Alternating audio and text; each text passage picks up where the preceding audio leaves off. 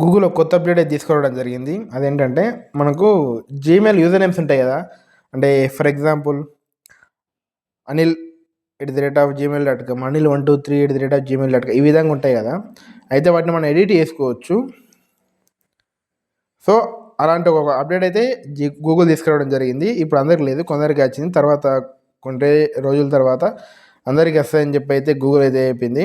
దీని ద్వారా ఏందంటే స్టార్టింగ్‌లో కొందరు పిల్లలు పిచ్చి పిచ్చి మెయిల్ ఐడీస్ క్రియేట్ చేసుకుంటారు కదా, 143 అని, లవ్స్ అని, అదని ఇదని ఏదో ఒకటి తీసుకుంటారు కదా. ఫ్యూచర్లో ఏమైతుందంటే వాటి వల్ల కొన్ని ప్రాబ్లమ్స్ అయితే ఫేస్ చేయాల్సి వస్తుంది. అలాంటి ప్రాబ్లమ్స్ ఫేస్ చేయకుండా గూగుల్ అనేది జీమెయిల్ కొత్త అప్డేట్ తీసుకోవడం జరిగింది. ఇప్పుడైతే ప్రజెంట్ కొందరికే ఉందట, మెల్లిమెల్లిగా అందరికి వస్తుందని చెప్తున్నారు. చూడాలి ఎప్పుడు వస్తుందో అందరికీ.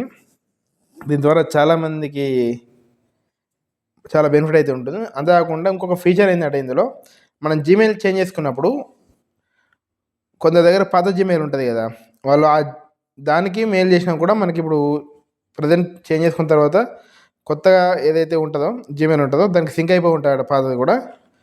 సో ఆ పాతానికి వేసిన మెయిల్స్ కూడా దీనికి వస్తాయని చెప్పి చెప్తారు. దీని ద్వారా మన డేటా అనేది లాస్ కాకుండా ఉంటుంది. ఇంకోటి ఏంటంటే మనకి ఇది జీమెయిల్ కోసమే కాకుండా కంప్లీట్ గూగుల్ అకౌంట్ యాక్సెస్ ఉంటుంది కాబట్టి దీంతో మనకి చాలా అయితే యూజ్ అయితే ఉంటుంది.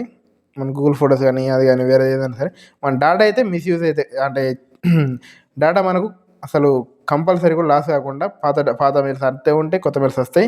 ఎవరైనా పాత మెయిల్కి వేసినా కూడా ఈ మెయిల్కి ఆటోమేటిక్గా వచ్చేస్తాయి. సో మనం ఎవరైనా కొత్త వాళ్ళకి ఇచ్చుకోవాలనుకున్న కొత్త మెయిల్ కూడా ఇచ్చుకోవచ్చు. దీని ద్వారా అయితే మనకు బెనిఫిట్ చాలా ఉంటుంది. చూద్దాం అందరికైతే వస్తుందో.